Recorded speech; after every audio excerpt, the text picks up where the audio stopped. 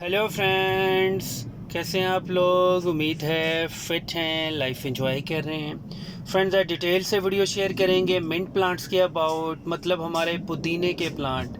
इनको आप roof top पे, बालकनी पे, टेरेस पे इजीली ग्रो कर सकती हैं। और अगर आप थोड़ा सा टेक्निकल होके ग्रो करें तो आपको बहुत ही बुशी प्लांट्स मिलेंगे, बहुत इनकी वाइल्ड ग्रोथ होगी। अब आप देख सकते हैं ये हमारे मिंट के प्लांट कितने ज़्यादा वाइल्ड ग्रो हैं। इनमें कुछ हमारे देसी मिंट के प्लांट हैं, इंडियन भी हैं, और 2-3 ऐसे प्लांट्स भी हैं जो अफ्रीकन मिंट हैं, मतलब वो बहुत ज़्यादा वाइल्ड होते हैं। इसको हमेशा बड़े गमलों में ग्रो करें। मिट्टी का गमला हो, चौड़ा गमला हो, वाइड गमला हो। गमले में बहुत ज़्यादा सॉफ्ट सी मिट्टी यूज़ करनी है, जिसको आप सैंडी सॉइल कहते हैं, भल वाली मिट्टी कहते हैं। खुद से सैंड नहीं ऐड करना, नेचुरल सैंडी सॉइल होनी चाहिए। मिट्टी का गमला होना चाहिए, और जितना ज़्यादा चौड़ा होगा उतनी ज़्यादा स्पेस मिलेगी, रूट्स ज़्यादा डेवलप होंगे और आपके बहुत ज़्यादा बेबी प्लांट्स बनेंगे। अब इस तरह के मिंट के प्लांट्स आप इजीली ग्रो कर सकते हैं, मतलब इतने अच्छी क्वालिटी के, इतने ज़्यादा मोटे लीव्स वाले, बड़े बड़े लीव्स वाले, इनको बहुत इजी ग्रो करना होता है।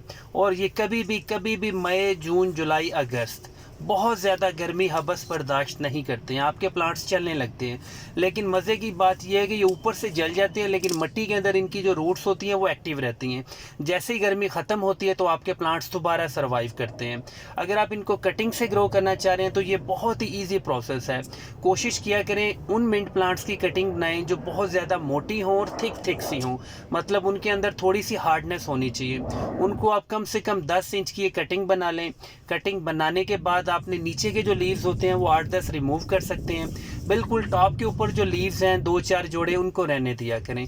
लेकिन कोशिश करें कटिंग अच्छी होनी चाहिए, मोटी होनी चाहिए, और ऐसी ब्रांच की होनी चाहिए जो थोड़ी सी हार्ड होनी चाहिए। कच्ची ब्रांचेस की कभी भी आपने कटिंग नहीं बनानी है। कटिंग बनाने के बाद आप कटिंग को चेक भी कर सकते हैं, उसके अंदर जॉइंट होने चाहिए जिनको हम नोड्स कहते हैं। तो ये 2-3 चीज़ें बहुत ही इंपॉर्टेंट हैं। और कटिंग को आप डायरेक्ट मिट्टी में भी ग्रो कर सकते हैं, लेकिन उसमें फंगस का इशू का थोड़ा सा चांस बन सकता है। लेकिन बेस्ट प्रोसेस यही होता है कि आपने जिस साइज़ की कटिंग ली है उसी साइज़ का बॉटल लें, उसके अंदर आप पानी फिल कर लें। बिल्कुल सादा पानी यूज़ करना है। अगर आप चाहे तो इस पानी में थोड़ा सा रूटिंग हार्मोन भी यूज़ कर सकते हैं।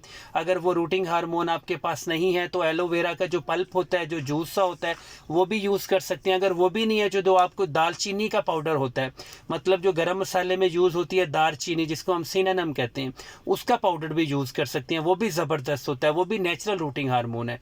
इस तरह से आपने कटिंग को डिप कर देना है पानी में। बहुत ज़्यादा डिप नहीं होना चाहिए, लेकिन पानी के अंदर कम से कम कटिंग हाफ से ज़्यादा जानी चाहिए, ताकि उसका जो नोड एरिया, वहाँ से इसकी रूट्स जो हैं वो क्रिएट हो जाएं।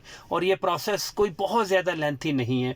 आपने इसको शेडी एरिया में रख देना है, और 2-4 दिन के बाद थोड़ा सा पानी एवेपोरेट होगा, मतलब उसका लेवल कम होगा। आपने उतना ज़्यादा पानी लाजमी रिफ़िल कर देना है। ऐसा ना हो कि आप 20-25 दिन के बाद देखें कुछ आपकी रूट्स निकल आई हों, नीचे से सारा पानी उड़ गया हो। ऐसा नहीं होने देना। और जब 10-15 दिन के बाद इनकी रूट्स निकल आएंगी तब आप इसको सॉफ्ट सी मिट्टी में शिफ्ट कर सकते हैं। और आपने इनको वर्टिकल भी शिफ्ट कर सकते हैं, हॉरिजॉन्टल भी शिफ्ट कर सकते हैं। मतलब कटिंग्स को इस तरह डेड बॉडी की तरह लिटा भी सकते हैं, ऊपर मिट्टी डाल सकते हैं। जो ऊपर वाली टॉप है उसका थोड़ा सा बाहर निकाल दें तो रूट्स जो हैं वो मिट्टी के अंदर जल्दी से डेवलप हो जाएंगी और आपके प्लांट्स बहुत ज़्यादा बुशी होंगे। अब हम आपको वो वाले गमले दिखाते हैं जहाँ पर यही प्लांट्स थे जिनको हमने बिल्कुल जड़ से, आपको बॉटम से इनको रिमूव कर दिया था, क्योंकि हमने यहाँ पे कंस्ट्रक्शन की थी। हमने इन गमलों को यहाँ से मूव किया था, इसलिए हमने इनकी मिट्टी निकाली थी, लेकिन थोड़ी सी जड़ें हमने इनकी रहने दी थी मिट्टी के अंदर। अब आप देख सकते हैं ये वही वाली जड़ें हैं जो फिर से रीग्रो हो रही हैं। कभी भी मिंट्स के प्लांट्स ड्राई नहीं होते हैं, ड्राई डेड नहीं होते हैं।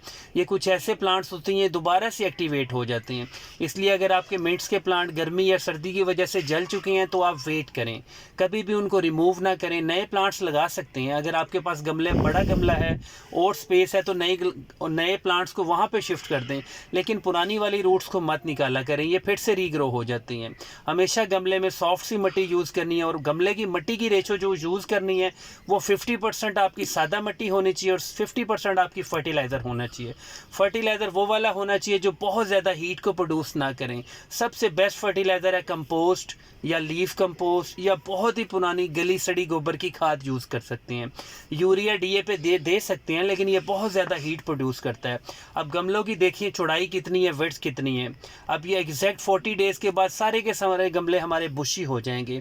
आप देख सकते हैं काफ़ी सारी जो रूट्स हैं वो बिल्कुल ड्राई हैं, लेकिन इन्हीं ड्राई रूट्स के अंदर से हमारे एक्टिव ग्रीन प्लांट्स निकल आए हैं और ये बहुत जल्दी रूट्स डेवलप होंगी, नए बेबी प्लांट्स होंगे और आपका गमला बहुत जल्दी बुशी बन जाएगा। इनको जो सबसे बेस्ट फर्टिलाइज़र है वो है लीफ कंपोस्ट, गले सड़े पत्तों की खाद। अगर पानी की बात की जाए तो पानी के मामले में ये थोड़े ढीठ होते हैं, लेकिन इनको कभी भी ड्राई मिट्टी नहीं पसंद होती है। सर्दी हो या गर्मी हो, आपने गमले की मिट्टी को थोड़ा सा मॉइस्ट रखना है, थोड़ा सा ड्राई रखना है, मतलब उसको कीचड़ नहीं बनाना, सोगी नहीं बनाना। अगर आप बहुत ज़्यादा ओवर वाटरिंग करेंगे तो गमलों की रूट्स के अंदर फंगस आ जाएगा और फिर फंगस की वजह से आपके सारे प्लांट्स ख़राब हो सकते हैं। अगर आप अपने प्लांट्स को बूस्ट करना चाह रहे हैं तो इसका बेस्ट लिक्विड फर्टिलाइज़र होता है एलोवेरा का जूस, एलोवेरा का पल्प। बड़े साइज़ का एलोवेरा का स्लाइस लें, उसमें से जेल निकालें, उसको थोड़ा सा पानी में मिक्स करें, वो अपने आप मिंट्स के प्लांट को डोज कर सकते हैं। उससे आपके प्लांट्स की जो फंगस के इश्यूज़ हैं वो भी क्लियर हो जाएंगे। आपके प्लांट्स की ग्रोथ फास्ट होगी। मिट्टी के अंदर अगर कोई ऐसे इंसेक्ट्स हैं जो आपके प्लांट्स की रूट्स को ख़राब करते हैं वो भी नेचुरली किल हो जाएंगे। वो बहुत ज़बरदस्त है, बहुत जल्दी आपके प्लांट्स को बूस्ट करता है।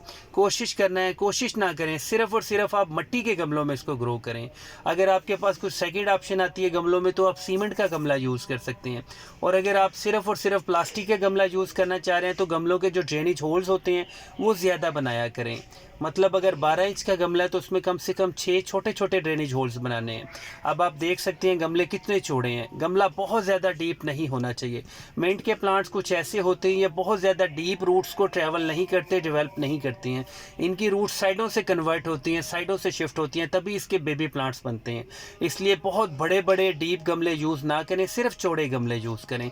मिट्टी का गमला बहुत आइडियल होता है क्योंकि जब आप एक बार पानी देते हैं तो ये पानी को अब्जॉर्ब कर लेता है और जब जून जुलाई होती है तो गमले के किनारे थोड़े थोड़े ठंडे रहते हैं, जिसकी वजह से मिट्टी में भी ठंडक रहती है। इसलिए आपके रूट्स को स्ट्रेस नहीं आता। इसलिए मिट्टी का गमला बेस्ट है। और इसको फर्टिलाइज़र आप कोई सा भी दे सकते हैं, लेकिन फुली डिकम्पोज होना चाहिए। अगर आपको लिक्विड फर्टिलाइज़र दे रहे हैं तो उसके बारे में आपको कंफर्म होना चाहिए कि वो बहुत ज़्यादा डिकम्पोज है, उसकी वजह से कोई फंगस का इशू नहीं आएगा। अब आप देख सकते हैं हमारे काफ़ी सारे प्लांट्स हैं, उनकी रूट्स बिल्कुल ड्राई हैं। उनको ऊपर से हम रिमूव भी कर दें तो नीचे हमारी रूट्स एक्टिव हैं, जिसकी वजह से सारे प्लांट्स दोबारा रीएक्टिवेट हुए हैं। मिंट के प्लांट रूफ टॉप पे आप इजीली ग्रो कर सकते हैं, लेकिन आपने थोड़ा सा टेक्निकल होकर ग्रो करना है।